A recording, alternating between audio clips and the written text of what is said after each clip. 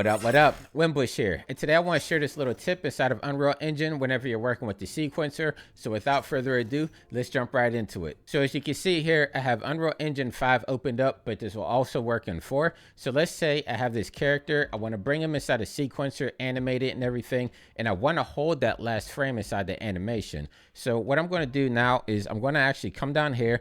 I already have imported my character. So I'm just going to select it, bring it into the viewport here. I'm actually going to come down here to location, hit the arrow. I'm just going to zero it out.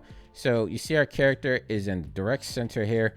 And the next thing I need to do is add a sequencer so I can bring in the animation. So I'm going to come over here to cinematics, add level sequence. I'm just going to save it. I'm not going to rename it or anything.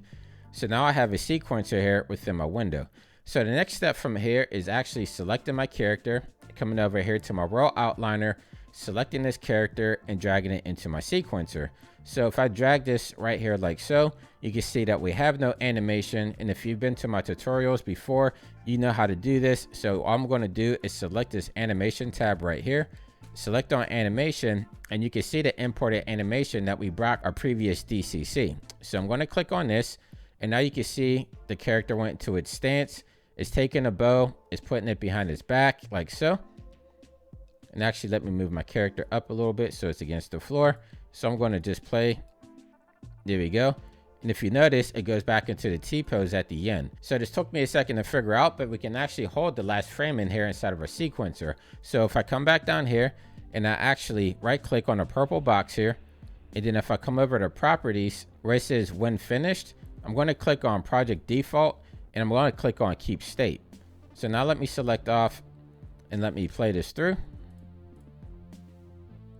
And there we go. So it's as easy as that. So I just went inside the properties, put the keep the last state on the very last frame, and there you go. So it's no longer going to go back into the default T-pose, and you should be good to go. So hopefully this little tip helped you guys out. If you're new to the channel, make sure you subscribe, leave me a big thumbs up. It helps with the algorithm. Leave me a comment down below for some more quick tips that you might want to see. And until next time, stay fresh, keep creating, and I'll catch you guys in the next video. I'll see you soon. Take care. What up, Winbush here.